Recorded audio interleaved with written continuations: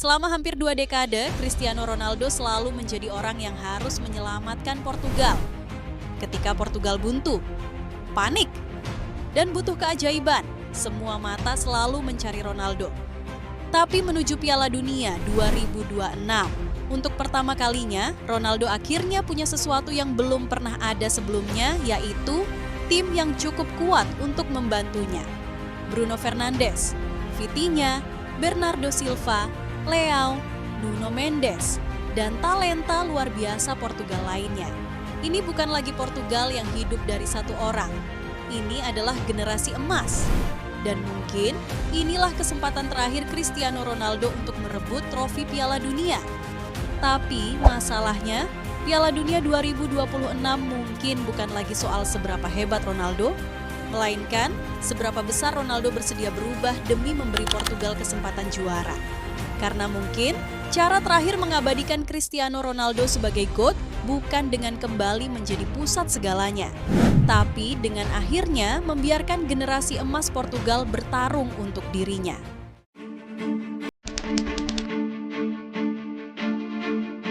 Kalau kita jujur, sebagian besar perdebatan sepak bola selama 15 tahun terakhir cuma berputar di dua nama, Cristiano Ronaldo dan Lionel Messi. Siapa yang lebih hebat, siapa yang lebih lengkap, dan siapa yang lebih layak disebut pemain terbaik sepanjang masa. Setiap Ballon d'Or jadi bahan perdebatan, setiap trofi dihitung, dan setiap gol dibandingkan. Namun pada Piala Dunia 2022, perdebatan itu seperti kehilangan tenaga.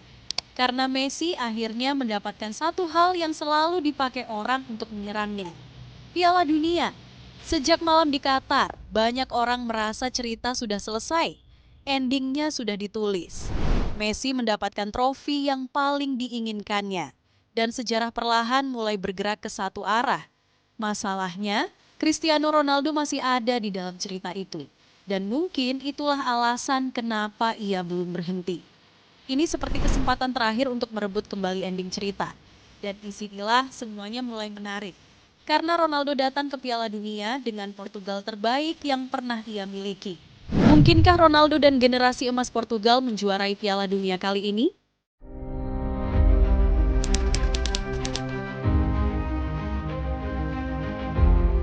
Dan justru itu yang membuat Piala Dunia kali ini berbeda. Selama bertahun-tahun, Portugal sering bergantung kepada Ronaldo. Kalau Ronaldo bagus, Portugal hidup. Kalau Ronaldo buntu, Portugal ikut kesulitan. Tapi sekarang ceritanya berbeda. Portugal punya tim yang diisi pemain bintang di setiap posisi. Dan yang lebih penting, mereka bukan sekadar pemain bagus. Mereka pemain yang bisa memenangkan pertandingan. Untuk pertama kalinya di timnas, Ronaldo tidak harus menjadi jawaban untuk semua masalah Portugal. Karena selama bertahun-tahun, Portugal membutuhkan Ronaldo untuk menyelamatkan mereka. Sekarang, Portugal mungkin cukup kuat untuk menyelamatkan Ronaldo. Tapi ada satu syarat yang harus dipenuhi, dan syarat itu tidak mudah.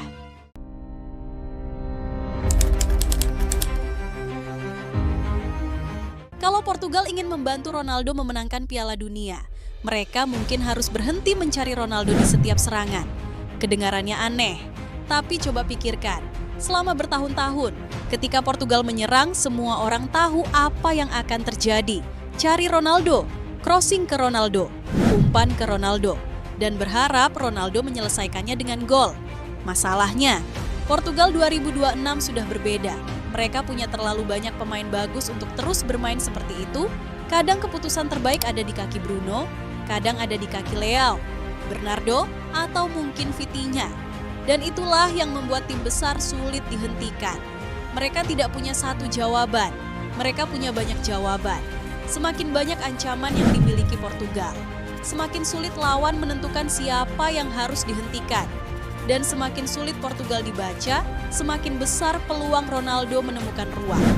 Ironisnya, cara terbaik membantu Ronaldo mencetak gol, bukan dengan terus mencari Ronaldo, tapi dengan membuat lawan takut kepada seluruh Portugal.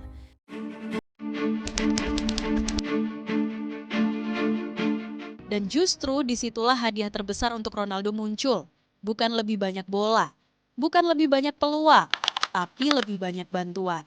Karena untuk pertama kalinya, Ronaldo tidak harus menjadi awal serangan, Tidak harus menjadi akhir serangan, tidak harus menjadi jawaban untuk semua pertanyaan.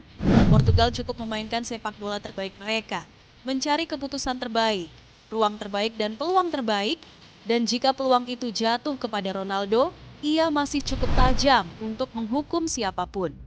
Karena kalau kita jujur, masalah Ronaldo hari ini bukan insting mencetak golnya.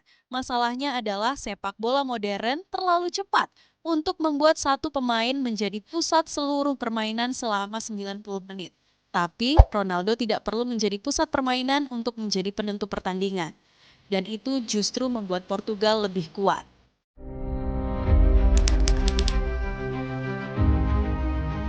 Tapi masalahnya, sepak bola tidak dimainkan oleh robot. Sepak bola dimainkan oleh manusia dan manusia punya perasaan. Coba bayangkan, dari kecil kamu menonton Cristiano Ronaldo, poster Ronaldo ada di kamar, jersey Ronaldo ada di lemari dan video Ronaldo ada di YouTube yang kamu tonton berulang-ulang. Lalu suatu hari, kamu bermain satu tim dengannya. Pasti ada perasaan sungkan. Dan ketika Ronaldo meminta bola, berapa banyak pemain yang benar-benar berani mengabaikannya? Disitulah tantangan terbesar Portugal. Bukan karena Ronaldo ingin menjadi pusat permainan, tapi karena terlalu banyak pemain Portugal tumbuh dengan percaya bahwa memberi bola kepada Ronaldo adalah keputusan yang benar. Padahal sepak bola tidak memberi hadiah kepada rasa hormat, sepak bola memberi hadiah kepada keputusan yang tepat. Kadang keputusan terbaik ada di kaki Bruno, kadang ada di kaki Leao, kadang ada di kaki Bernardo, bukan hanya di kaki Ronaldo.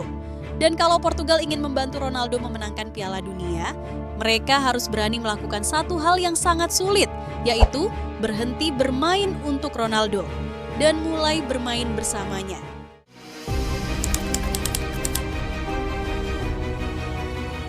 Kalau Portugal berhasil melewati rasa sungkan itu, mereka mungkin menjadi salah satu tim paling berbahaya di Piala Dunia 2026. Karena ancaman terbesar Portugal hari ini bukan Cristiano Ronaldo, tapi permainan kolektif sebagai tim. Justru itu alasannya mereka berbahaya. Dulu lawan cukup menghentikan Ronaldo, sekarang mereka harus menghentikan Bruno, Leao, Vitinha, bahkan Nuno Mendes. Dan ketika perhatian lawan mulai terbagi kemana-mana, Ronaldo hanya membutuhkan satu momen, satu bola, satu sentuhan dan satu kesalahan kecil. Dan sepanjang karirnya, itulah yang paling sering ia hukum.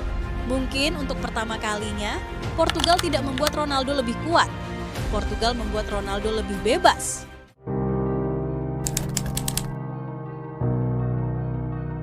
Dan mungkin, selama ini kita bertanya pada orang yang salah. Banyak orang masih sibuk bertanya, apakah Cristiano Ronaldo masih cukup kuat untuk memenangkan Piala Dunia? Padahal pertanyaan yang lebih menarik adalah apakah Portugal akhirnya cukup kuat untuk memenangkan Piala Dunia untuk Cristiano Ronaldo? Karena untuk pertama kalinya, Ronaldo tidak harus membawa harapan satu negara sendirian. Portugal bisa menciptakan peluang tanpa dirinya, bisa mengendalikan pertandingan tanpa dirinya, bisa menghukum lawan tanpa dirinya. Dan justru itulah yang membuat Ronaldo semakin berbahaya. Ironisnya, peluang terbesar Ronaldo mengangkat Piala Dunia mungkin bukan ketika Portugal bermain untuk Ronaldo, tapi ketika Portugal akhirnya cukup berani bermain sebagai Portugal. Dan jika trofi itu benar-benar datang, itu bukan sekadar kemenangan Portugal. Itu adalah ucapan terima kasih dari generasi emas yang tumbuh dengan menonton Cristiano Ronaldo, kepada pemain yang membuat mereka percaya bahwa Portugal pantas bermimpi sebesar negara-negara raksasa sepak bola lainnya. Selama 20 tahun, Portugal hidup dari mimpi Cristiano Ronaldo. Dan mungkin tahun 2026 adalah kesempatan terakhir Cristiano Ronaldo hidup dari mimpi Portugal.